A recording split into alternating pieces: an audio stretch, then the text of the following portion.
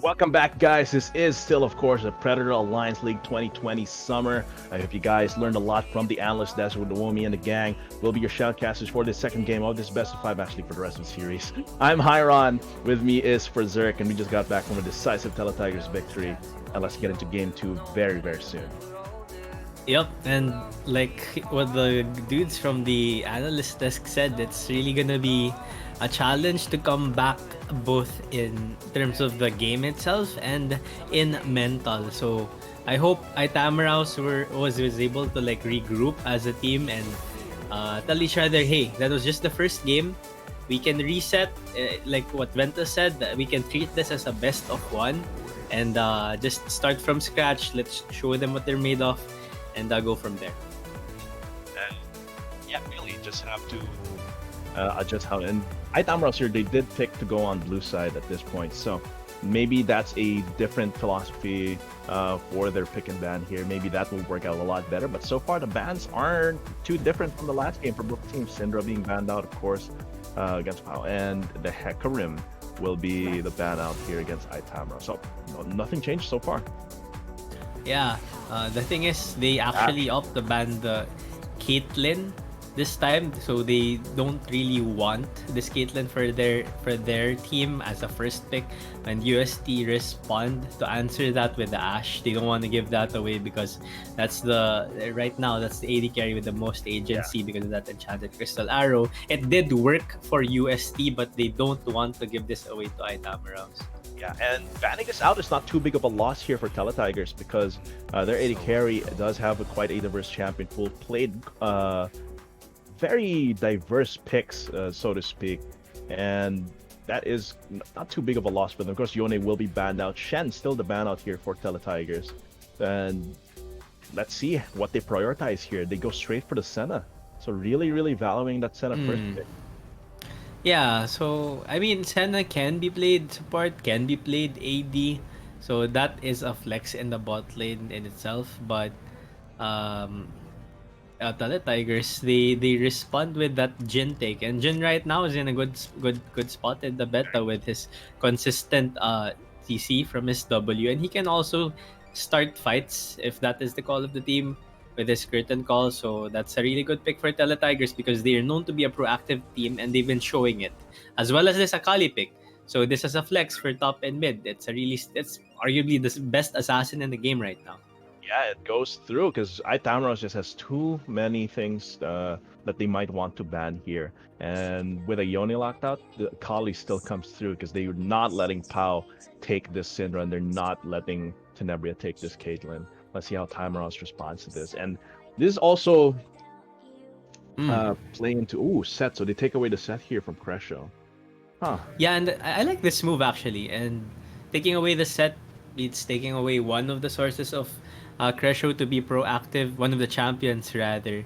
He still does have the Rakan. Karma is still open.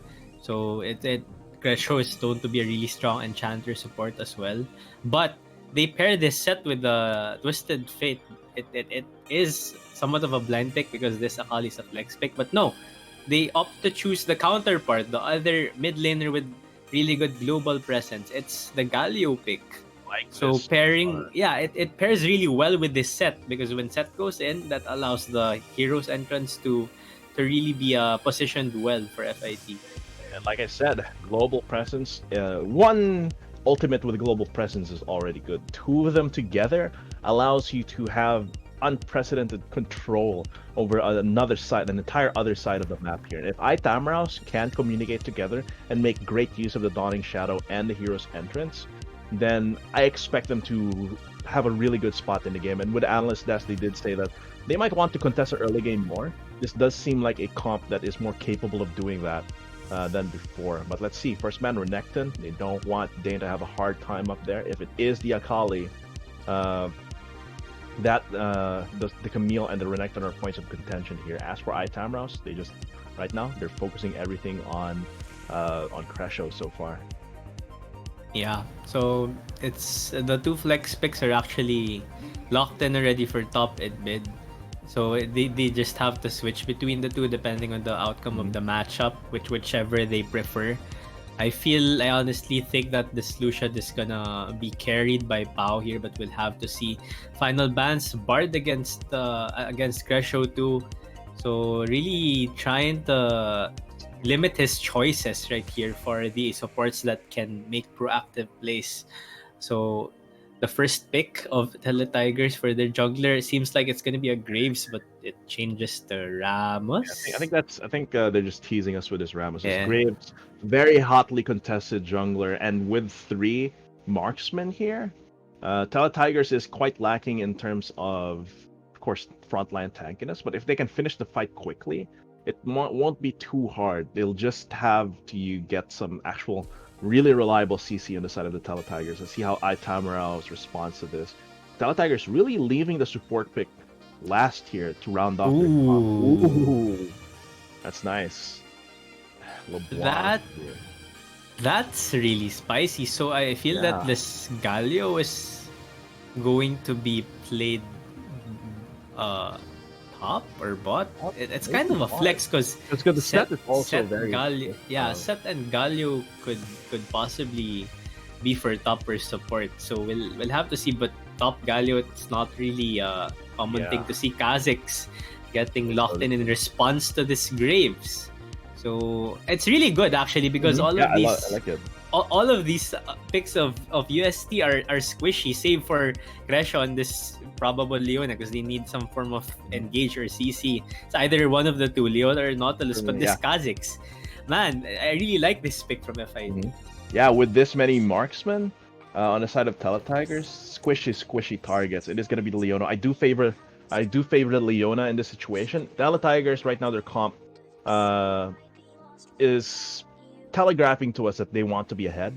And Leona is a champion where you pick if you assume you will be ahead. You don't pick Leona going in thinking, okay, we'll maybe get a lukewarm laning phase. No, you pick Leona, very, very spicy. You want to go full aggression. And the comp from Teletigers is really all about the offense here. If iTamaraws is the one to pull the trigger, then it's super easy for them to get wiped out. That's true. But on the other side of the coin, speaking of offense, LeBlanc was picked in response to. So I guess it is going to be against Akali, Pao and Akali for mid. So this is aggression in itself. Meanwhile, thinking about the comp more, Galio is also going to be a really good pick for FIT. So when Akali does decide to jump into the backline onto the Senna, Galio is just there for protection with taunt with a knockup. So if you think about it, it's hard. It's gonna be hard for Teletigers to execute their comp for team fights. But if they can manage to orchestrate their movements into a 1-3-1 again and kite really well around this team comp of FIT, which they have proven that they can do with these champions, then it's still gonna be a challenge, definitely for FIT. But we'll have to wait and see. Of course, we're talking about the comps here, and we're speculating about how this might be tough for FIT. But if they can just, all Teletigers need to do is be the ones that are pulling the trigger, and I think that's the most vital part of this comp here. If you're the ones to get caught on the defensive, this comp doesn't really shine too much. But of course, that's what we think. You guys show your support in the chat. Ask by hashtag TGRWin or hashtag FITWin, and let's take a look at what the what you guys are thinking. Actually, so we see a lot of supporters for TGR, a lot of supporters for FIT as well. These two are very, very like. Of course, you see are the fan favorites, but FIT has such an active community in collegiate esports as well that I'm not surprised that there's a lot of them supporting them here. Yeah, they are opposite each other across Espanya. So, rivals nga kung masabi ni Uwumi sa analyst desk. And right now, best of 5 yung magkaribal. I'm sure there's a lot of pride at stake. Yeah. It plays into this really really heavily. But at the same time, definitely it's not really all completely about winning. It's also how how these players grow, how they learn, how they process things, how connected they are with all these other players that they've met, how they coordinate with each other, and all the other things that you can pick up just by playing esports. Yeah. And that's really what all Esports Arena Predator Alliance League is all about. The growth, the interaction between the community, the competitiveness as well, which spurs the self-betterment of our teams here. And yeah, sapakan sa Espanya, Espanya tayo dito. Not to It's, promote yeah. violence, but yeah. Yeah, whoever wins, okay, I mean, it's not really viable with a pandemic, and it's like whoever wins, do they have exclusive Hepaline privilege? Virtual punch. But yeah, But going into this game here, I'm really excited to see how iTamaraws deals with the Teletigers comp here. And this so far, very characteristic from Teletigers. Just go on the offensive, be the aggressors, be the ones to pull the trigger. In this comp, it's just way too important to be the ones that are leading the dance. right, and I completely agree with the analyst desk a while ago. They said that FIT needs to play confidently.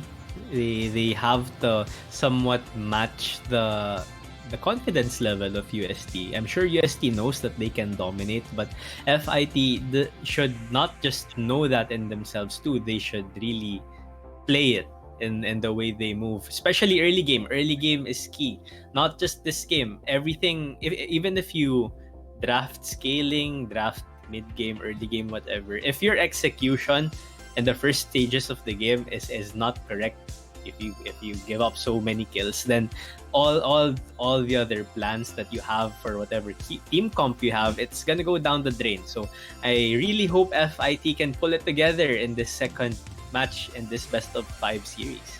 Yeah, and that's a lot of pressure here at iTamaraws. This is a best of 5, which is to say there's a lot of room for adjustments and improvements in between games. But once you've lost twice, your back's already to the wall, and you will have to win 3 times in a row. And that is a very difficult undertaking, especially against a team like UST. So we're just going to have to see, as you said, it's all around, it's all about the execution. And this is going to be University of Santo Tomas Teletigers Esports versus the FR Eastern University IT Institute of Technology iTamaraws here, loading onto the Rift. This is the second game, a momentum shift. It sets the red carpet for the rest of the series, and let's see how it rolls out. Yep, and same as the first game, they do have Crescio and this Leona, and they still don't actually opt to pull out any cheeky 5-man invade. So just a wall right now. I feel like they'd want to hide where this Graves is going to start, because I think it's very important actually for UST to somewhat lay down a curtain for their jungler. So if because that's like invisible pressure. If you don't know where the enemy jungler is, then most lanes would really have that in mind and really try to play somewhat safe. So if ever there's a lane, for example, that's really lane dominant, they can't just overstep whenever they want to. Just the threat of it existing is already a Right. deterrent. And yeah, Intel is really the war here between junglers, and as well as how they play the map, how they rotate around their pathing. It's gonna be extremely crucial. Of course, as with the first game, it seems like our junglers will be starting on opposite sides of the map. UST, of course, on red side now, are starting at the top side. And I think at this point, Michael just wants to keep farming, get those levels. Maybe Yato is the one that is more, I would say, pressured to make a move early game. And since he is on that Kha'Zix, it's gonna be tough if he's not able to get early kills. Speaking of making moves, that was a negative trade for Ao in the mid lane, thinking he could just distort in, get some early poke, but Pao with that bone plating on Akali, a really smart rune configuration actually against this Tank, was able to come out on top there. So that's a really small thing if you think about it, but in the mental of these players, I'm sure it adds up. Yeah, and out there, he still has those charges as corrupting pots. He just used one now to try and trade with Pao, but so far Yeah, has to be extremely careful. Taunt is going to come through here against Tenebria. Just a little bit of poking from Ame. Doesn't really have kill pressure at this point. They just want to, you just want to poke down Tenebria so that Crescio himself is kind of discouraged from going in on this Leona. Yep, and looks like a pretty stable bottom lane right now. Michael on this Graves is gonna definitely look to power farm, but over in the mid lane, looks like Pao has established control for himself on this Akali, and this is something you don't expect much. Whenever Akali is against a ranged matchup, you look for her to have a disadvantage, but Michael. It's gonna come through. Flashes over the snare from Tenebria. Perfect, perfect flash there, and that is gonna put a hamper in UST's flash plans. But that is a flash burn.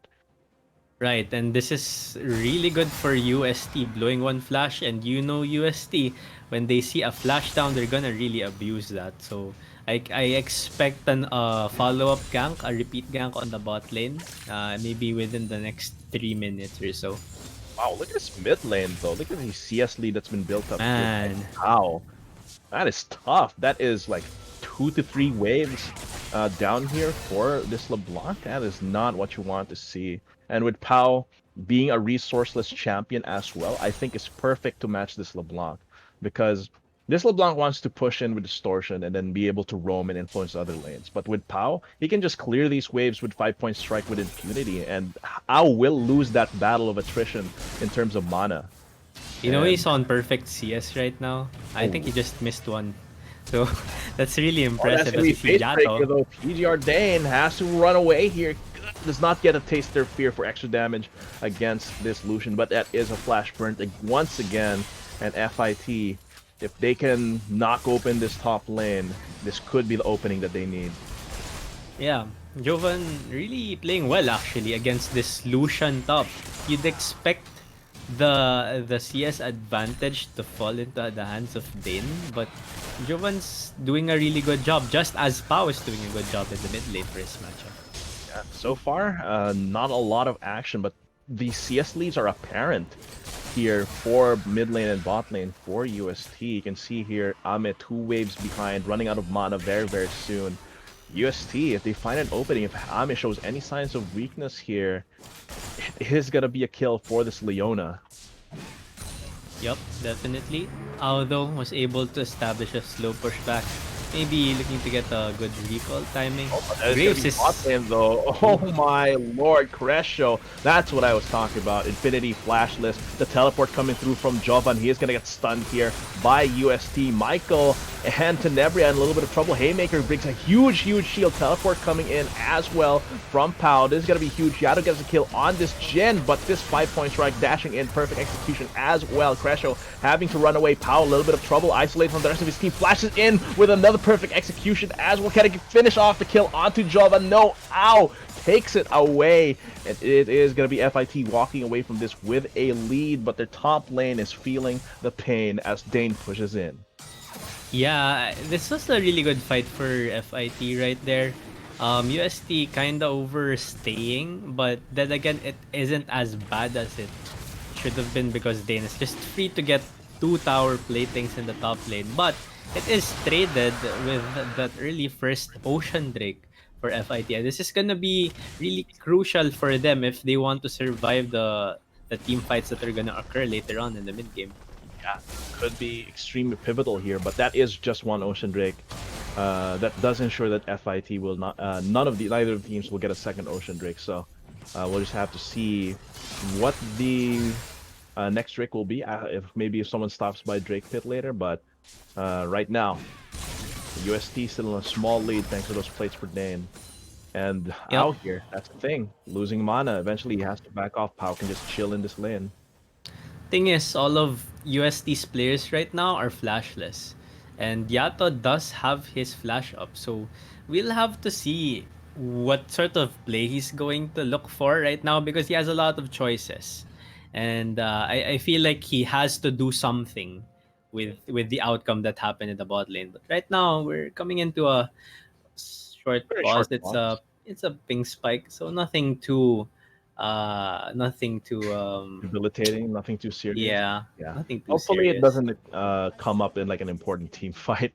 But yeah, looking into this game, Yato, one of his conditions for winning the early game, so to speak, has been fulfilled. He has gotten at least another one kill and an assist. If his kills don't plateau at one, and he's able to, as you said, continue exploiting these flashless UST members, then that could set up FIT for a very decisive win here. But UST, you know them, they're the Tigers. If they're slightly behind, what they're gonna do is just wait for an opportunity. And Crescio is one of those players. Ooh, They look at Look at that. Oh, first on that. First. everything. Kill participation, uh, KDA ratio, and damage share on a support is huge. And looking at his champion, some of his played champions, you can see this like the Pike and the Ash, and he's used before, and the Lux as well. I mean, if you are playing Lux and Pike, you have to make sure that you are top on damage share. But everything else, Crescio has just been performing cleanly. Yeah, that's pretty crazy stats. Kung may honor sa League of Legends, summa cum laude ito. Like, I don't know. He's just really peak of creme de la creme as far as supports go. And it's not as if it's his last year yet. He has a lot to go. Yeah. And yeah, so we're getting back into the game. Pause is finished. Looks like the ping issue has been resolved. So my eye right now is on Yato actually because again, it's on him to decide what's the next play. Drake is down.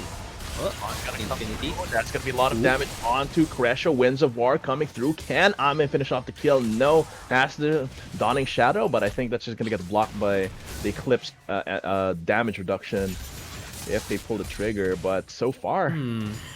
FIT making some moves. I UST feel though like holding the ground. I feel like FIT could have committed there. Infinity had exhaust. Graves was on the top side of the map. I think they could have secured the kill there, but They were then again, the very, yeah, they uh, were unsure where the Graves was. I think that's the thing.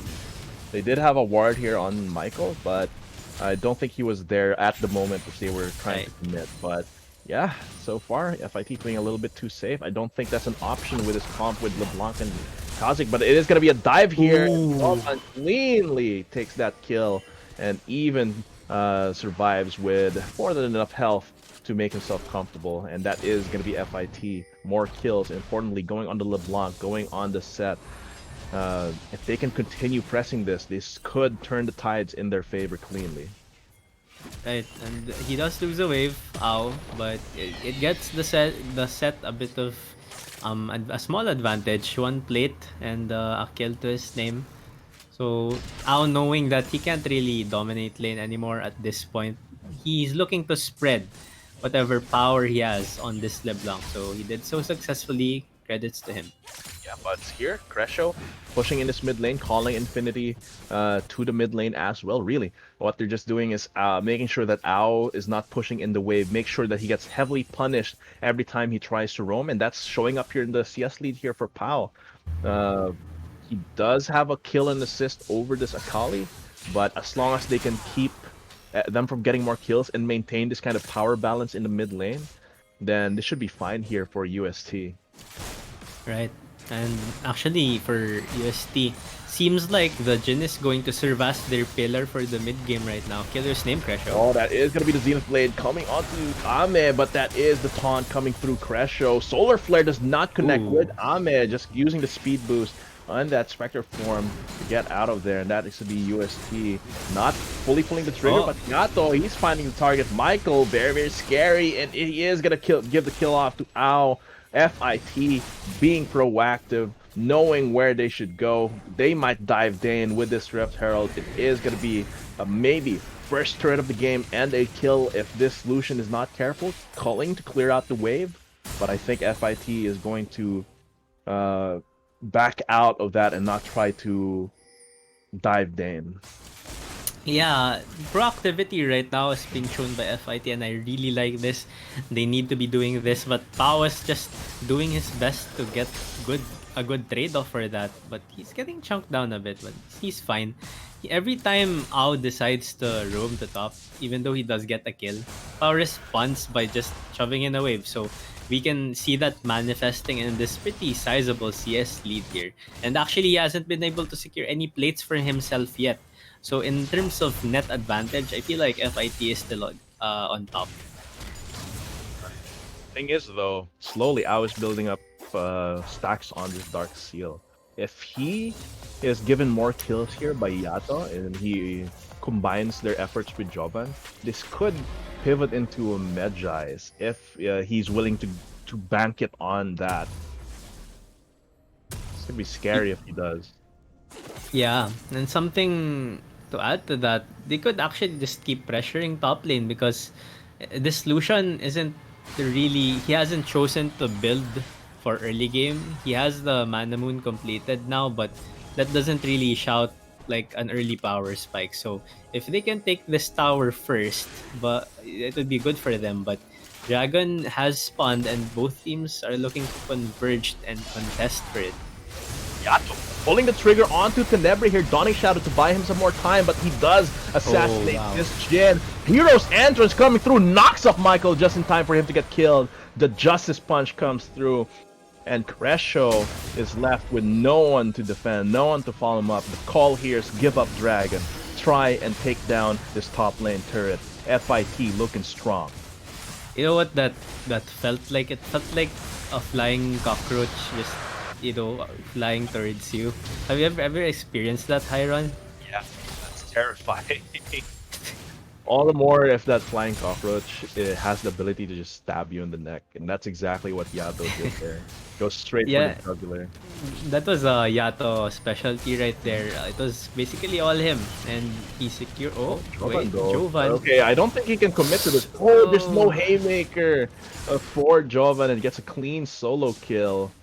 I feel like he could have played that a bit better. He had flash right there. Yeah. But solo kill is a solo kill. And we all know what UST can do with solo kills. But it seems like Yato's doing a lot of work. Trouble. There is the Graves right around the corner to try and help him. They do know that that exact brush is not warded because of the control ward. But yeah, both of these teams right now proactive, but still very, very careful. Dane here.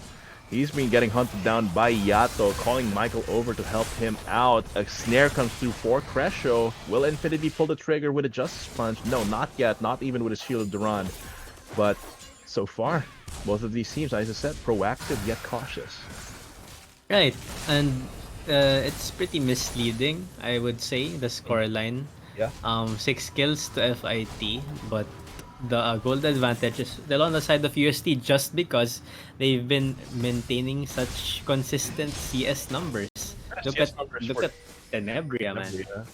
40 CS over Ame at 13 minutes. That is tough here for FIT, as well as, Pao really pressuring the lane every time Ao tries to roam. But so far, Ao hasn't tried to roam as much, so he's catching up in terms of CS.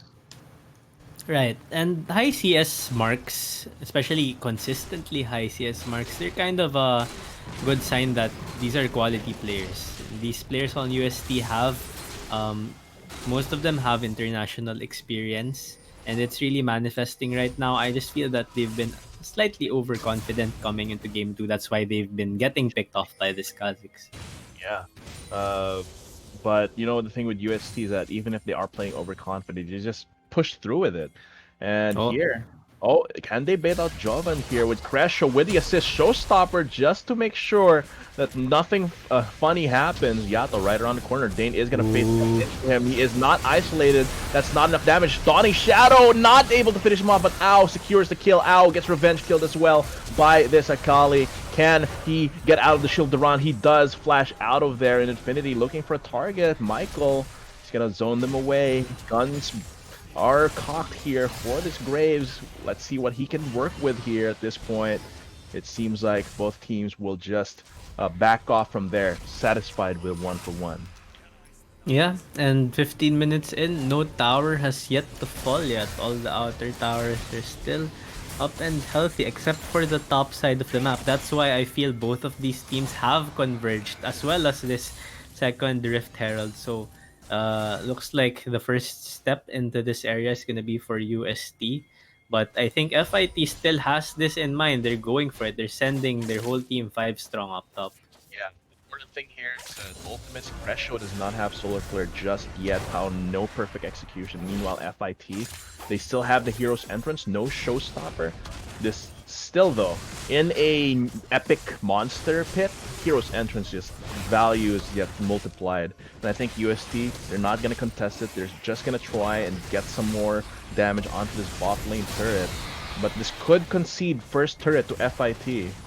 This is Yeah. possible. This is really close. Dane is chipping down onto this tower really fast, and there's still a whole minion wave to clear up top. So, Aldo is kind of Zenith Blade, and that is the Deadly Flourish flashed out there by Ao. Ooh, very, very close.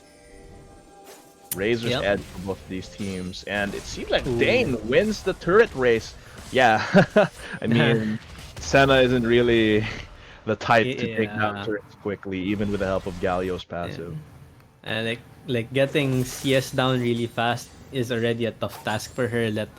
Now we're talking about taking towers, so definitely advantage falls over towards the Lucian right there. So USC is trade of building themselves. towers. Yeah. But USC is building themselves quite a lead here. It's up to FIT to use his Rift Herald correctly and optimally so that they can catch up. This is still a very, very small gold deficit. 2k, not too much. It seems like they'll pull the trigger onto mid lane, make sure that they can get this mid lane turret and open up the map for themselves. UST, Crescio always waiting around the wings. He could get caught off guard alone here. He could get cut off from the rest of his team. Yato pulls the trigger, just leaps over, but now he has no gap closer, no way to escape. Crescio taking a lot of damage here, but look at the AoE coming in from UST and Pau disrupting the backline. Now they are pincered here between Pau and the rest of FIT. That is the curtain call coming through. Jovan, they have to protect him, getting healed as well by Ame, but this does concede Infernal Drake, and this could very well mean that UST gets a lot more in their pockets. Each Infernal Drake that falls into the pockets of UST is that's bad news because their comp screams damage. There's only 1% to facilitate the CC, the front line, and we just saw what Pau could do on this Akali. If that Akali is equipped with multiple Infernal Drakes, then the members of FIT are just gonna melt like flies. Especially like the backline here is so vulnerable because of course Ao, he wants to go in with distortion, but the moment you go in with distortion, that place you have to return to is marked, and that means if Pau's already in the backline, you're just delivering yourself to Pau. If Ao decides to go back to the distortion mark there, so right now very good disruption coming in from this Akali, and the damage as well coming through. And this is slowly ballooning this 2k gold lead into 3k. No, it's still just short of 2.5k. But UST, they're looking to put the tides in their favor.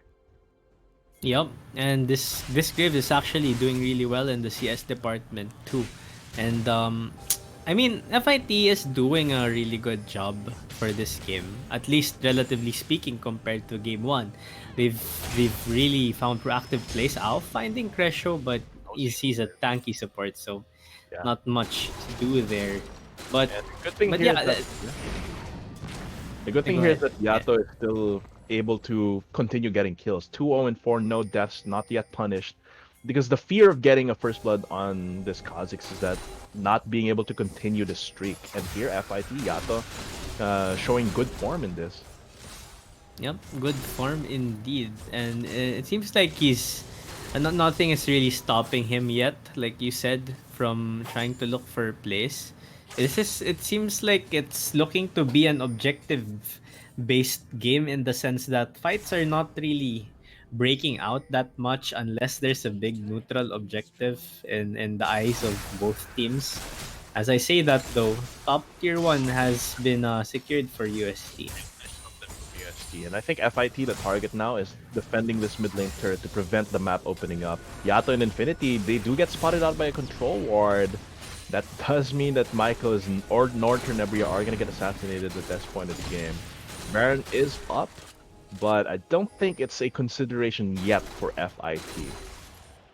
Yeah, overall tempo though, I have to give it to UST. They are always in general first to get the shove on the side lane. So when we're talking about proactivity, it's gonna be much easier for them to look for plays if they keep maintaining that sort of efficient 1-3-1. Yeah, and I think that's what they're planning to do. Pau comes through with the Sakali in the side lanes, the Dane as well. So yeah, it's just the 1-3-1 that they need to keep pressuring FIT. And the thing here is that since this is three marksmen all around, you can't just leave them alone with a turret. If FIT allocates members to take out a side lane pusher, then that's the mid lane pulling the trigger, maybe on this mid lane turret, maybe even a fight if they're not careful. Yeah, and UST is able to do this because if you think about the matchups, LeBlanc doesn't do much against side laning Akali. In fact, the kill pressure is on the side of Tao on this Akali. Gunblade is already finished. Even this stopwatch is already in his pockets, in his inventory. And on the other side, Dane on this Lucian against the set, he's basically free to do whatever he wants. Stay safe from engage, but speaking of engage, Though it's gonna be Hero's entrance, buying him a little bit more time, but this might seal his fate. Flash oh, over the teleport coming in with Crescio. This could be big. Yato taking a lot of damage. The culling, the infinity body blocking, the dawning shadow just to buy them a little bit more time. But Dan is gonna go and flash over, crits through. This bug is squashed. Ow! Having to ow. really distortion away there, and UST turning that around, and he's still Oh. going pow like a monster. And this is a signal for Michael and Tenebria to try and take down Ame right now. Push in this mid lane turret, and this is gonna be UST. They didn't get a kill past Yato there, but they have full control over these turrets in the side lane and mid lane. Man, like uh Pao was just playing so well. He's creating That so much space. He should have died there, but he was able to flash out from the stun of infinity. I mean the taunt of infinity, and seems like they're gonna be rewarded with the second infernal drake. Yeah, out here trying to punish, but this Demon Blade is disrupting them so much. Crescio might be the sacrificial lamb here to secure this Drake, but they could very well fight too. The Oh. chains do not connect onto Crescio, and I think that's gonna be UST with a free Infernal Drake. Two stacks on this means that, like I said, this damage comp is on fire. UST starting to feel it. They're getting hot, and I mean it literally. Two infernal drakes, like you said. This is gonna be hard to deal with for FIT. They really have to move around sharply. Though the braveness, the bravery of this solution coming through, but it will bite him in the Oh. back. The collateral damage doesn't connect onto Yato. I think this might be the signal for FI. Okay, they don't have enough HP on Yato to try and take Baron, but they can potentially pivot this into a mid lane turret if UST is not careful. Tenebria and Crescio on defense duty at this point, with of course Pau pushing in the side lanes to pressure FIT. Yeah, like you said a while ago, Hyron, even if they get a kill on one side of the map, look at the other end. Bao is just busy split pushing, and this is just gold funneling into the pockets of this Akali. He's almost at a 10 CS per minute mark. He has Hourglass completed, and that's just gonna serve serve him much, like it's gonna enable him to do much more work in Yeah. team fights. And Kills are the quite work close. Mm-hmm. the work he's already done so far, it's already immense. So imagine that. Meron na siyang hourglass. It's really gonna be hard. Like you said earlier, the kill score is very misleading. This is if you look at the CS scores, every single member here, except for the supports of course, are at least 40 or 50 above their opposing laner. And Tenebria here, or rather no, Pau here is like what, 80, 70 CS ahead? And that's where the concentration of the gold lead is from. And even if they are not making like these full-on aces, clean aces, UST has been slowly choking out FIT, stealing away their jungle camps, constantly moving around the map efficiently to get as much CS on the important players as much as possible. Seems like they're playing this really clean and methodical. Yeah, definitely. And this is experience showing, veteranship showing, and like even if the team comp again of FIT, their draft was it's pretty decent. It's good, especially for team fighting. UST is just executing really well. This 1-3-1 comp is being played masterfully. Super, super clean so far. And it looks like UST is poised to march down mid lane once again. Another 1-3-1 to continue pressuring FIT. Constantly contesting the deep vision here, control wards all around the jungle of FIT. And look at this, they pivot onto the bot side knowing that they don't have a big lead on this mid lane second tier. And Jovan, he might get punished for it. He is not going to get snared, but the Zenith Blade comes through. Solar Flare into that. That is a shielded run, not taunting too much Michael though. But it is Pau diving onto the backline. Dawning Shadow could get a kill onto Cresho. Can UST finish them off? The hero's entrance comes through. FIT successfully getting a kill onto UST at the cost of their tower. Will Ao continue this assault? He's going to get Distortion back. TP. TP coming in from FIT. Jovan, he could get the showstopper onto Pau if he can just get on the other side. A channel. Oh, the Zanyas is going to buy him a little bit of time, but it's not enough. The shutdown gold comes through for this set, and that is going to be FIT getting 2 kills clean over UST. But look at top side. Ow! Gets a kill onto Nebria. But look at that. Dane! They were the sacrifice so Dane could get this inhibitor turret, which applies even more pressure. Michael here could find this. Galio does not get hit by the taunt from the Shield of Duran. Justice Punch to try and escape. Magic damage shield does nothing as collateral damage shoots him down. This Colossus will get shattered, and seems like UST 5k, almost 6k gold ahead is going strong. Although UST did lose overall in that team fight, they're just putting on a workshop for FIT on how to run macro. Because they lose somewhere, like, it seemed like a really big loss in that skirmish, right? But they get a tier 3 at top along with all of the minions that come with that. It all went into the pockets of Dane. So there's no really big decisive win yet for FIT. In terms of objectives, they haven't translated any of the small advantages that they've been getting into it. Change that though. This is a Yep. pivotal Drake. This is going to be soul pressure Oh, for him. no. Oh, Yato, no! The culling calls his HP to 20%, and this could mean this Infernal Drake is freely in the hands of UST. Oh Look at the my. damage come from the solution. Winds of War coming through. They do secure it, and that is going to be soul pressure and 3 stacks of this Infernal Drake on this super damage heavy comp from the Teletigers. That's the only word I can think of right now is disgusting. And the okay, ow. Okay, Dane's spotting out, but He goes tries for to it. kill. Oh, outplay there Wow. coming in from Al. Wow. Clean. Wow. The ignite comes through as he is on that, and this is going to be UST though. They will try and fight this 4v4. This LeBlanc is still in transit. Taunt comes through Nice on taunt. through this.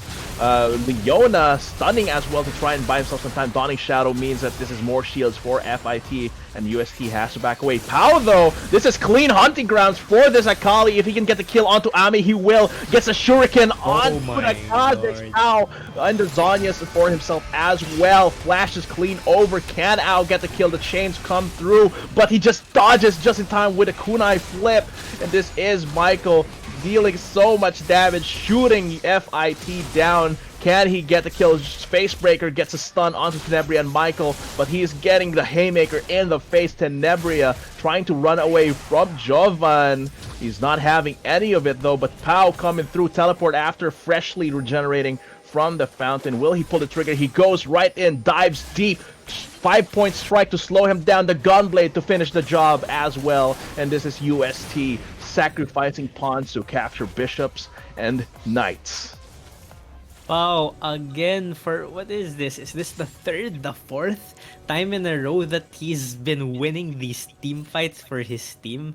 All of the, I mean, UST at the start, they really were at a disadvantageous position there because they're not made to play team fights, especially without Akali. But when this Akali just comes running in after all of the resources of FIT have already been exhausted, he just comes to mop the floor with them. And man, the 3 Infernal Drakes are really helping out for sure. Terrifying coming in from UST, and they have solidify the lead here. This is a clear 6K gold lead, and like I said, if they pass that 5K gold threshold, that's when they can start being the ones truly in the driver's seat. Undeniably, they are the ones in control here, and it shows with how they ping, how they play the vision here. They have complete control over this jungle. FIT has to clear that, and they're just setting up for the Baron here at this point. Yep, and I think that because of what I said earlier, the nature of their lanes, say for bot lane right now, it's a really good, really big push against UST with that minion wave. Actually, I feel like they have to fix that, but in general, I think that it's gonna be easy for them to push out these waves because of the inherent matchups, how they interact, and just Yeah, go for this Baron. yeah, and they do have inhibitor down on top side, so UST's top side is naturally pushing in. All they really need to do is shove that once. But FIT though, they're dancing around this Baron. They are challenging it, though they might not be the best comp at taking down Barons. I don't think they'll pull the trigger Yeah. unless they get an ace against UST. And that's a problem because I'm pretty sure UST knows this. They know that the Baron take is really slow for FIT.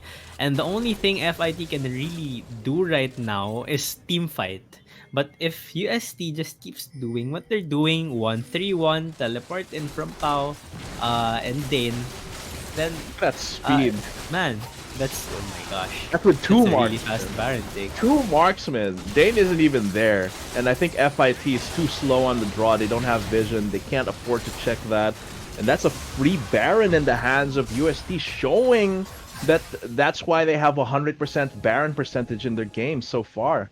Uh, really, really tough here in FIT. Now with this Baron. Oh, can they get a kill onto Michael? Misses the chain.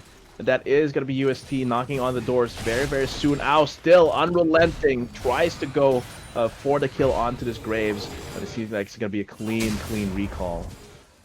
Yep. So almost something there, but just not enough. The comp of UST, aside from being a 1-3-1 comp, they're also pretty mobile. So it's really gonna be hard to get a kill, to spot one out and get a kill from that. But early on, Ao was able to do so. I feel like if Ao can somehow find a really good flank and get a really fast kill onto this Jin or onto this Lucian, then they can possibly really turn things around and win a team fight. Yeah, but with how UST has been controlling it, they're denying Ao the chance to even get a flank just from getting superior intel. But Kresho, though, might be in trouble from the shield Duran. That is a taunt spent here. Oh. That is going to be the solo flare coming through, pulls his trigger. Michael in the backline could be in trouble as well. Dawning Shadow on the back. Pow trying to deal some damage here. Assassinates Ame cleanly, and Dane is chasing down this Kha'Zix. No, not even a chance to fight back. And now with FIT scattered and pincered, this is going to be a clean team fight in USC's favor with four Infernal Drakes and the Soul. This is going to be an ace. This could be the game. They have Baron buff. They have a wave pushing into this bot lane. Teleport is going to come through from this Akali, and they're just really, really trying to finish off the game right now, skipping even the bot lane turret, going straight for the Nexus. UST shows FIT that they are the predators in this best of 5, taking the second game slowly, surely, but in the end, very, very decisively.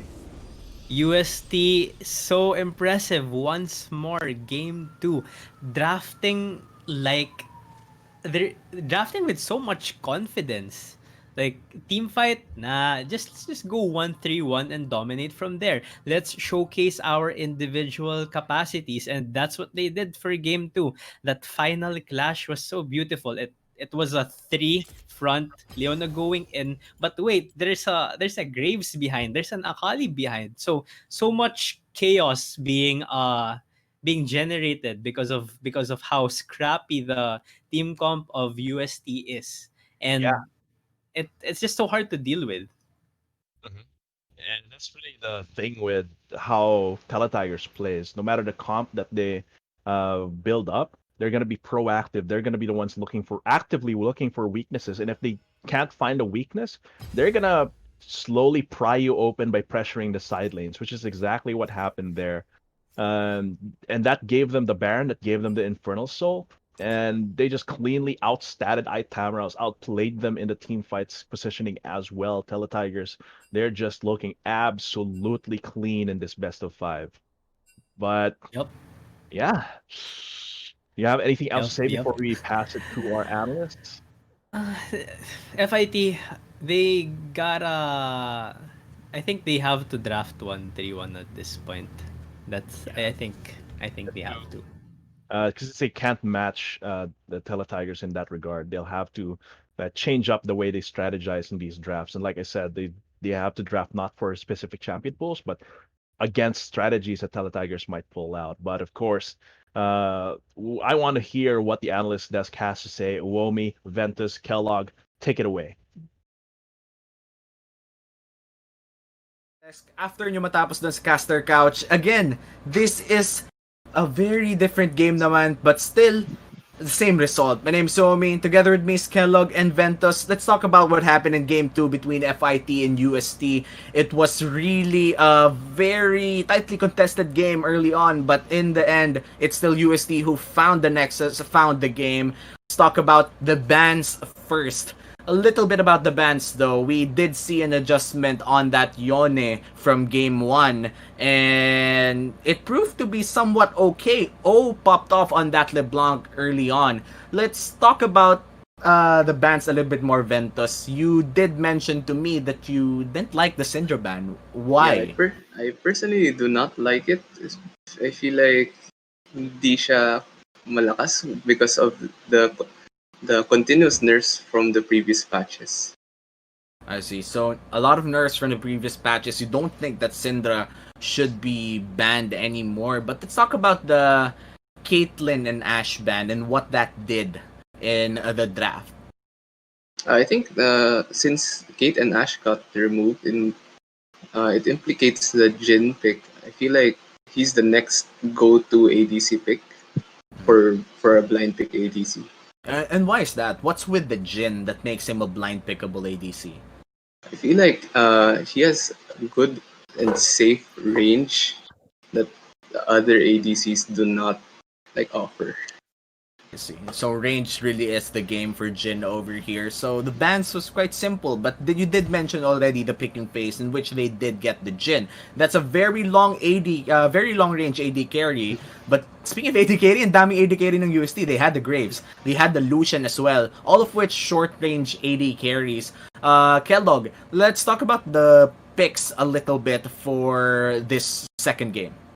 Yeah, for this game, actually FIT still going with their first pick Senna, since that is Ame's comfort pick, and with what Ventus just mentioned, Jin can match that range. Since Senna is like a scaling AD carry, she can get a really big range with all the souls that she can get. So that's why probably there was a Jin answer. And then for FIT second round and B2 and B3, they go for a set Galio flex. Since the Galio can go to mid lane and it's also Infinity's comfort pick in the support role, that's probably why they got it. And Yato can play this set pick and for top lane and jungle, and probably maybe Infinity can play it too. So that's probably the reason for those picks. But UST does have the Akali and the Lucian, and interestingly, these two picks are flex picks that Dane and Pau can um trade amongst themselves if ever. And I think that actually sets the draft for later on, and that led them to have really dominating solo lanes, as we could see in the game later. Yeah, and those flex picks really were also comfort picks for Dane at Pau. As you can see, Dane really popped off in the first game, and now we saw Akali pop off, at least for the later parts of the game. I mean, the draft was already looking towards the favor of FIT, in my opinion. FIT had backline access through the Galio. They had the Kha'Zix and the LeBlanc that could really activate that ultimate coming in from Galio, and in fact, they also had a set. And against a triple AD composition with the Leona as their primary tank, I really felt like FIT had the chance to win that one. But in terms of draft, though, personally, I think FIT won the draft. But execution-wise, I gotta give it to UST. About you, Kellogg? I went Yeah. Juventus rather. Sorry. Okay, so I have to agree with you that FIT has the more well balanced comp just because They have different sorts of engage tools, and I really like the LeBlanc pick into the triple AD carry just because he has more opportunities to find solo kills. I see. Solo kills really is the game for O earlier. We did that. We did see it left and right. Ang dami niyang solo kill in this game. But Kellogg, I feel like you have a different opinion from us with our conversation earlier. Yeah, earlier I said that I think UST still won the draft since we were talking about that UST's game plan here is to just dominate all the lanes, and they were able to do that. We saw that with the CS differences later on in the game, and also the flex pick of that Lucian, like I mentioned earlier, like they gave the Lucian to Dane instead of Pau, and he was just like trying to body Jovan there in the top lane, and Pao still ended up with a really big lead on the Akali, even if CS lead on the Akali, even if I was like getting a lot of kills. And yeah, and they have the primary engage, which I think FIT actually lacked. Like it was really hard. They need to get flanks with the set, and the Galio had to have like the vehicle of LeBlanc or Kha'Zix to That's true. even start the engage. So for me, I think UST's comp was more straightforward to pull off, and they did execute it perfectly. Yeah, and I feel like you do have key points over there. And for UST, they drafted that Jin. And Jin early on had one of a bit of a low light. I think we have a replay over that Jin low light that we had where he actually tried to clear out a control ward with 100% of his bullets over here. I think we could cue that in the replay. Ventus, you had quite the comments about it. Can we talk about it once that replay plays? Hintayin na lang natin end time. Yan na. Okay. Ventus, go. Okay. Okay, so ayun, inubos yung fourth shot na Jin dun sa Think 4, which I really think is kind of weird just because na they don't have any other vision dun sa jungle, which indicates na one shot lang siya ng Kha'Zix because he took so long to clear that single ward. So and afterwards they got the free dragon as a result. Looking at what happened in that actually whole sequence, Tenebria really just went for that control ward all alone, to be honest. Yeah. Crescio was on the other side and the Kha'Zix just tasted the spear all day long in that fight and even gave them that dragon. So man, that was quite the hiccup coming in from Tenebria, or quite the hiccup coming in from the entirety of Teletigers. They just gave away the Jin for free, and as you said, Ventus, the dragon as well. But that definitely did not give FIT the gold lead though, as we've seen, as Kellogg said, CS gap all around the solo lanes as well. But for early to mid game though, Kellogg, you did mention that they needed flanks. O really provided that. Can you talk more a little bit about O's performance in that LeBlanc, at least early to mid? Yeah, O was getting picks left and right, and like especially in that top lane where he was able to kind of shut down Dane from even snowballing Jovan, because Jovan was really getting beat up by that Lucian pick. But there was one dive where they kind of stunted Dane's lane state and the wave, and then Jovan was able to get back in CS a bit in the early game, and the early game was actually just really run by, it was an out show basically. 5 kills are on him, and could be proactive on the map. However, I do remember that you were saying that FIT was kind of scared to pull any trigger, any dives, or any punishment by UST that they were trying to do. Yeah, and we don't have a clip for it, but in the top lane, I remember Ventus, we talked about this earlier. We were watching the game and we saw the referral popped in the top lane. Dane was in the middle of 3 people, the Kha'Zix, the LeBlanc, and the Set. But for some reason they didn't pull the trigger. We were quite confused on why they didn't pull the trigger over there. But all things said and done though, in the mid game, FIT definitely won. But at some point before the mid game ended, there was this one big turnaround coming in from UST. No, nakita na natin yung scaling. I think we have a clip over that extended team fight. Ventus, can you break this down a little bit? As you can see, Wait, I don't think this is the. It is. Yeah, it's after the solo kill here. I think it prompted Fit to fight for vision for Baron. Then UST chose to fight with the numbers disadvantage. So I think Fit thought na after getting these kills, they might have uh, the advantage over the top side of the map. But then Pau actually made a big play over here and uh, was able to stall the fight long enough for UST to turn this back around. Yeah, and man, look at the mechanics coming in from Pau. If Akali popped off on the hands of Dane, looks like Pau, even surviving that fight, really did FIT a number in this turnaround. And again, UST already had 3 Infernal Drakes over here, and here comes the second part of that extended team fight. Actually, no, second part na nga ba to? Or this is already the third clip na papakita namin? This is actually Akali's quadra kill na. This is going towards the end of the game. We already see them with the Infernal Soul, and again, this just finishes things off for the side of UST. What happened in this game? I mean, Kellogg, you did mention that mid game really went to the favor of FIT. What went wrong after that extended team fight? Yeah, FIT had the first two drakes. It was an Earth Drake and a Mountain Drake, if I'm not mistaken. But every single Drake went to UST already, and that just empowers their triple marksman comp. They have an assassin and they have Cresho on CC duty, and they were just able to pull it off. And FIT, well, I really think the CS gap already affected them at that point, that they didn't have any more damage to punish this triple marksman comp. Yeah, and I do have to agree with you over there. Consistency in terms of CS gives you a lot of gold to play around with. It's not about the kills for UST in this game. They really just wanted to keep up in gold. But Ventus, what adjustments can FIT do? Because they're facing a clean sweep right now. If they lose game 3, they lose this entire series. And again, they lost well, hindi naman na stump at least. Mm-hmm. But what adjustment could they do after that loss? I feel like FIT are playing the early game and they pretty well this second game. I think they're in the right track. It's just that they have to be more confident with their plays if they have the lead. Like the one we mentioned a while ago with the Rift Herald dive at top. I think there's no reason to be afraid if you're already 3-manning a solo laner with the Leb with substantial items already. Yeah, So they have to keep on pushing their lead.